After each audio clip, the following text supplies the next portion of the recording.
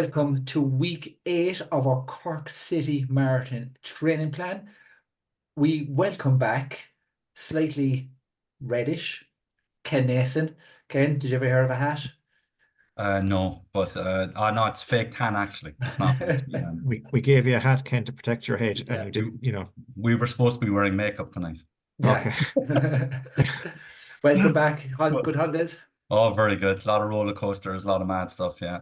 That's what I like to hear. And we'll welcome back our nearly Manchester Marathon man, Brian Ahern. Brian, welcome back. Yeah, good to be back. Week 8, halfway there on the plan, would you believe, Mhm. again? Yeah. Crazy, So crazy. the time's flown. And honestly, Mhm. when we set this up, it's actually just gone so quick each week with it. So without further ado, we will go straight into the training plan with Ken. Okay. Ken, over to you. So basically, week 8, Monday rest as normal. Tuesday, 35 to 40 minutes, easy, conversational pace. Wednesday is our workout session, which is 15 minutes warm up and 8 by 1 minute with 90 seconds recovery. So that's 90 seconds recovery after each 1 minute effort. And as Damian would say, 15-minute warm down. On Saturday, Much a better we show have last week, Brian. I was 35 to just 40 minutes, easy, conversational pace. Sunday, we're upping our long run again from by another 10 minutes. So 2 hours to 2 hours and 10 minutes. Ken, I know we've answered this question before, and I kind of do think people should start looking at definitely now fitting a half marathon or a 10-mile race in within the next Yes, few weeks, 100%. and to So replace the long run with yes, that race. So like we can't obviously tell people that look, you have to go and do a race because it might not suit that person. yeah, But I would encourage people to go either this week coming, the week after, yeah. to get a half marathon or a 10-mile race, or go out and do yourself in a hard kind of, a 10-mile Yeah, race. we want to replace your long run with some race effort, whether it be 10 mile, half marathon. Options could be the coming up to Cork is going to be the Carrigaline 25K. 25K, Mm. Yeah, Limerick half marathon 4 weeks half out of marathon. Cork Yeah, and things like that. But yeah. getting used to doing a race at some level is going to be a good thing for you to do. Yeah, Yeah. and I think, I can speak from experience here because, I've been doing my long runs of late, a lot of them on my own. So again, some people are listening in, they might be doing it on their own, they might be struggling. It is harder on your own. But it's like last week, I joined my long run in with the Mala 10 race and found it so much more easier to do because you're in the race environment. So again, it's certainly a tactic that I would encourage people to use. And again, if you're struggling, get it, and you have been doing it on your own, try and get in with a group of runners, maybe plan your session ahead would be another good bit of advice there. Yeah. Yeah. Yeah, it No. definitely makes it easier if you're chatting to someone and you're running along as well. Yeah. And the Yeah. reason we want this race is to gauge where you are, and then you can predict your rough finishing time as of right now. And you're still only going to get fitter with that. Now, people might note as well, we have increased again the easy runs by another 5 minutes as well. So these runs are creeping up. We'll come to a couple of questions in a second about mileage and kilometers and stuff like that, but I think we'll come to that in a minute. But Ken, briefly again, quickly through the 4 days there, if you don't mind. Yeah, so Tuesday again, 35 to 40 minutes. Wednesday is our workout day. 15-minute warm up, 8 by 1 minute efforts with 90 seconds recovery. And And just to jump in there, because it's quite like, again, like previous weeks, yeah, the 1 minute on is about kind of what, 80% effort. Yeah, 80% effort 80% again. Yeah. effort. Yeah, so and then Saturday again is 35 to 40 minutes easy, conversational pace. Sunday then is 2 hours to 2 hours and 10 minutes easy conversational pace. Perfect. Yeah. Excellent. And again, we always say it, but just change that around to suit yourself because it's important with everyone's work schedule and things like that. And again, just jump in. I think again, as you said last week, Damon, really important now that you get yourself organized for that long run. Fuel well. Have water on the course if you need it, whatever it is. That's becoming. Test out your fueling plan as well. That's going to become more and more important. These runs are starting to get long. And People more could practice importantly, the Cork route as well, I suppose. yeah, Parts of the route. yeah, Yeah. second half anyway, definitely, Yeah. you can definitely get that sorted. But more importantly, also get your socks in order and with that, we had obviously had a competition last week through the features, who gave us 2 socks worth €19 each to give away to some lucky winner. And we done that just before we came on, and here we go.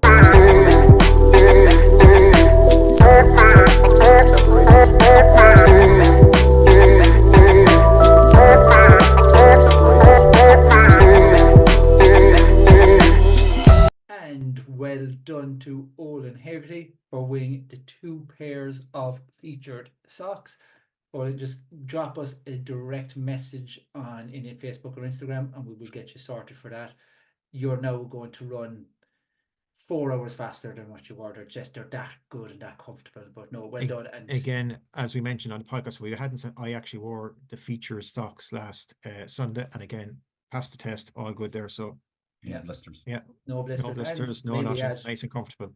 Brian, and I would say this because Brian, that's not big, because Brian bought them socks with his own money and to do it. So my own piggy bank, I bought them. Yeah, exactly. No, lads, you would think that would be it, wouldn't you? 8 weeks, 8 weeks in a row.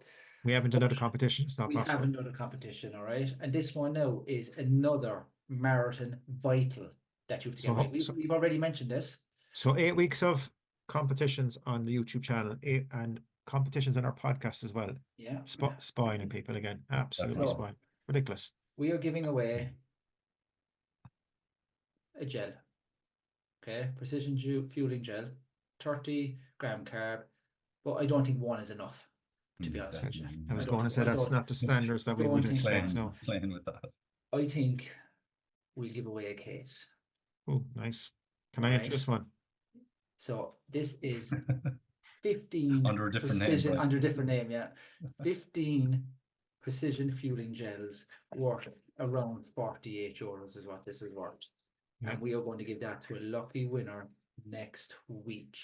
And all you need to do is subscribe to the show, and again, put a comment down below. And great prize, honestly, another great prize. In fairness, yeah, great prize. So that is a good one. And again, we're with the prizes, a lot of them we are covering things that you are trying to use in a marathon, and that's the whole kind of point we're doing as well. So brilliant prize. So again, make sure you subscribe to the channel. Make sure you get your friends to subscribe as well. You can share the gels if you want to. Do you know what I mean? Share them amongst your friends. So get everyone to like and subscribe and comment to the show, please, and thank you. Question time, lads. Right, I'll start off. First question from Sinead Power. How do you not hit the wall when you reach mile 18 to 20? Now, can I jump in there first? And the reason I'm going to jump in, you can totally jump up. Okay, the reason I'm going to jump in is because you hit it. the competition prize is one of the things that's going to help you from not hitting the wall in mile 18 to 20.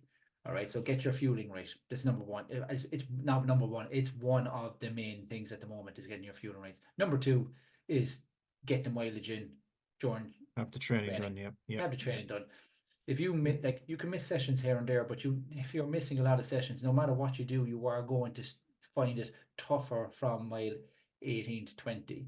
Number 3, I would say number 3, and again, definitely one of the hot ones is just start slow, like starting too fast, pacing, going out too fast, pacing, exactly. Start, like your first half should not be faster than your second half. In particular, if you're a beginner, a novice runner, it should actually be quite slower, if anything. So negative split. Yeah, and again, we can get very scientific, and we won't, but like there's plenty of information out there again about, in particular, the first couple of miles, conserving your energy, conserving your fuel source, and keeping your heart rate really low as possible as well. So like don't get like, and this was like for a lot of first timers, there'll be a buzz on the day, there'll be a lot of excitement. Races generally go off very fast, like at any level from a 5K upwards, and people get carried away and go with it. Stick to the plan, no matter how far you're into the race. 10 miles, I'm feeling great. That's when people make mistakes. Half marathon, I'm feeling great. I'm going to push on. Too early. That line there, Brian, is probably the most important line for people to think is, I feel great. You'll only feel great after 26.2 miles or 42.2 miles.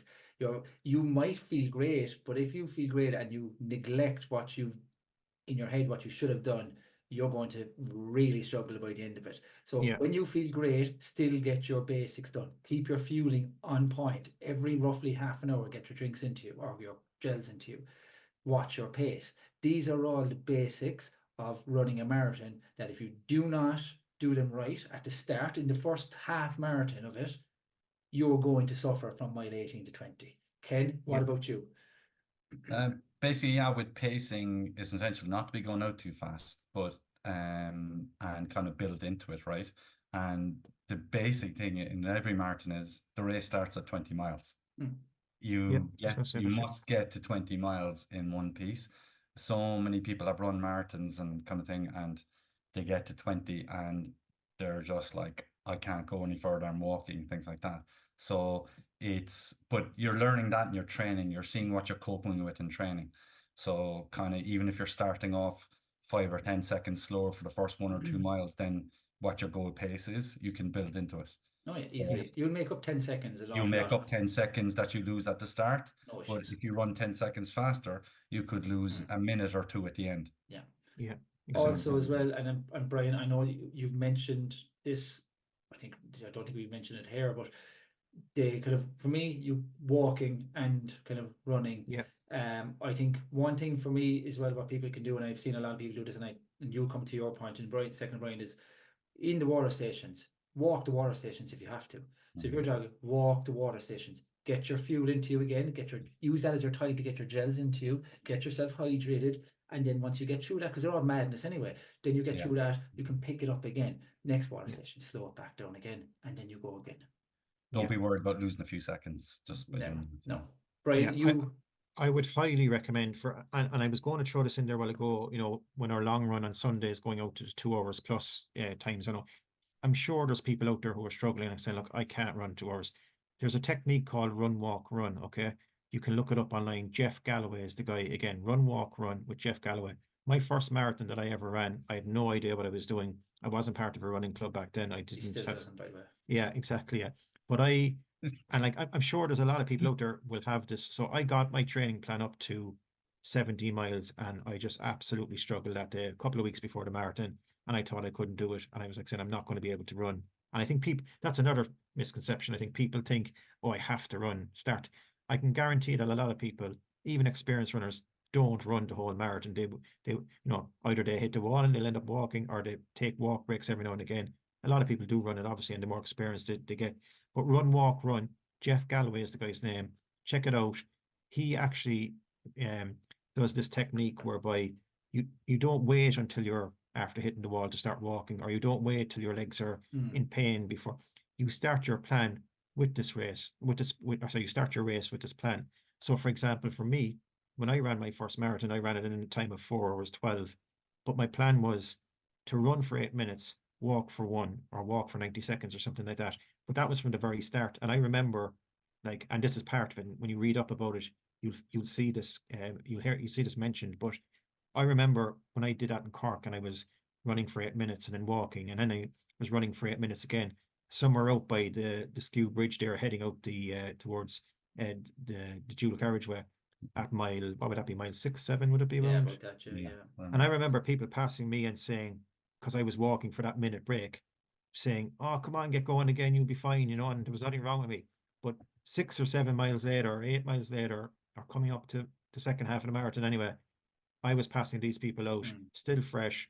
You're delaying that. You're bringing your freshness further into the race, I think, is the best way to describe it. We'll put a link there, but if we can, we put a link to it down below as well for people if we can. I straight off, I don't know a major amount about that. I have never obviously read it or anything like that. So, but Brian has used it, and Brian has actually a few times spoken about it. So, it does obviously work, and as Brian shows, it does work. So again, it's another strategy you could use. And if you run so many ways just over 4 hours doing that, that's quite good.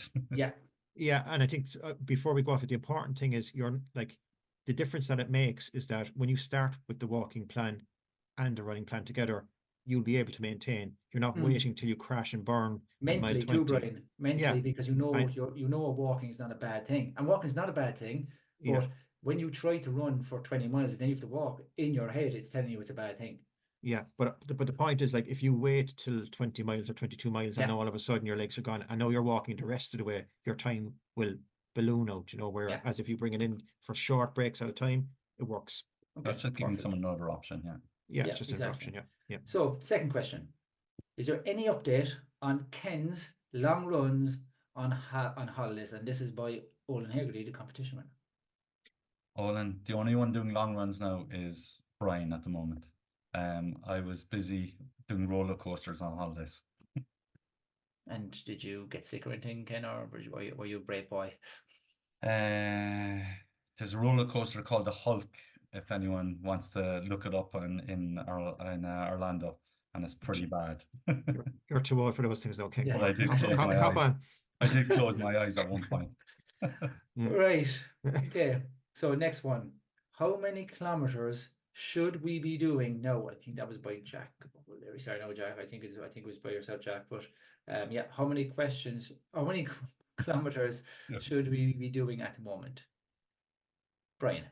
Yeah, I'd be careful the way I answer this because everybody is individual, right? So if it's a question of saying how many we should doing because I feel I can do more and you're feeling strong, then you need to judge it yourself. But like as we said, if you want to add in another easy day of running, maybe that's fine. If you're saying how many kilometers I should be doing because, you know, I want to see on my Strava that, you know, I want to reach a target, just be very careful of that. Listen to your body. Do not take on more if you're already stretched, I suppose is the answer there. It's very, very individual on how you're performing yourself at the moment. Yeah. I would say follow like the plan that we're giving out there should determine what you're doing, whether it be kilometers or miles. Like there is no, like, again, the quality of training as well. Some people will do, you know, more miles or kilometers, but less quality. So again, it's very individual. So I would just be careful in answering that one, maybe. Yeah. Ken? So basically, for the plan that we're giving, I think you should just keep focusing on the time and not worry about the distance as much, because you will get there with this plan for the 4.5, 5 hours and things like that we're doing. It's more for kind of plans into kind of 3 hours and faster that. So like there would be a standard where someone might want to do a certain amount of kilometers or a certain amount of distance to achieve that. But I think there should be just an extreme focus for our plan just on time on your feet. Yeah. And I think, and I know, Damien, you're going to jump in here now. So I just think you need to be very careful again. And I stress the importance of everybody's different. Even taking, let's say, what I'm trying to do, I'm hoping to come in close to 3 hours in Manchester in a couple of weeks' time. There's Some no people can, close. There's no yeah. close. Well, I just want to be careful, Positive but mind frame. I didn't say which side of close, but no, but what I'm saying is like some people, you know, you follow certain people who can do that off very small mileage and, you know, 30 miles a week, 40 miles a week, Yeah. not a bother to them. Or the Everyone's people need to different, get yeah. up to 70 or 80 miles. So like there's no, it's very individual. Yeah, you're trying to avoid injury. Some people can do the 70, some people can do 30, but some people will achieve it on 30. But if that person that's doing 30 who did 70, they might get injured. So it's different. Like you have to be careful. Yeah. So my answer to that is, in theory, mileage is irrelevant because a lot of times a lot of us do junk mileage for the sake of it.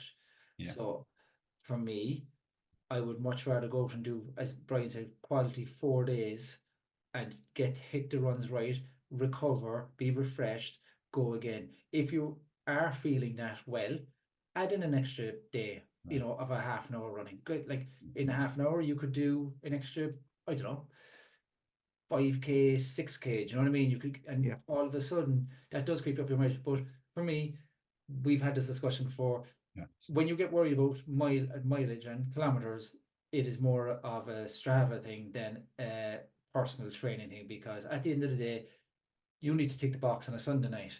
Did I do my 4 sessions a week? Yes, I did. Did I feel good? Yes, I did. Did I get my 2 hours run done and I was actually well able and I've recovered? Yes. Oh, that's my box ticked. It's irrelevant if that was 100 miles or if it was 30 miles or if it was 10 miles. It's totally irrelevant. If you can tick the boxes that you feel good by the end of the week, then you're on a winner. Yeah. And I think two other things to add, which you just triggered me there, is when you said, you know, when you check in on a Sunday night and you just be careful. Like if you're adding another day and you're saying, okay, I'm getting another 10 miles up just for the sake of it, but you're to the detriment of your long run the following week. So it is better to be able to do the sessions rather than say, oh, I did an extra 10 miles, but I didn't do them as comfortably as I should have. And I said the other thing is, Damien, and I know you spoke about this a lot before, is maybe instead of getting carried away and seeing the Strava miles there, maybe add a strength and conditioning session or a session on the bike cross training instead. Maybe it might be another option. Yeah, exactly. And Yeah, also, recovery session is more important. yeah, massively, massively. But also, I will say straight off, right? And I remember this when before I was training a Tuesday and a Thursday and a Sunday, and I was doing, as in like sessions wise, so I was doing 2 sessions a week, and I was doing a long run on Sunday. And Marco was training with, could do it no problems, would finish the Sunday session perfect. I couldn't finish the Sunday session because I was so bait from the 2 sessions. So I had to knock 2 of them sessions back to 1 sessions, and then all of a sudden the Sunday was perfect. I was able to. The Sunday is the most important run of all this. Yeah. If you can't do this speed session, that's not the worst in the world once you get out and you're running.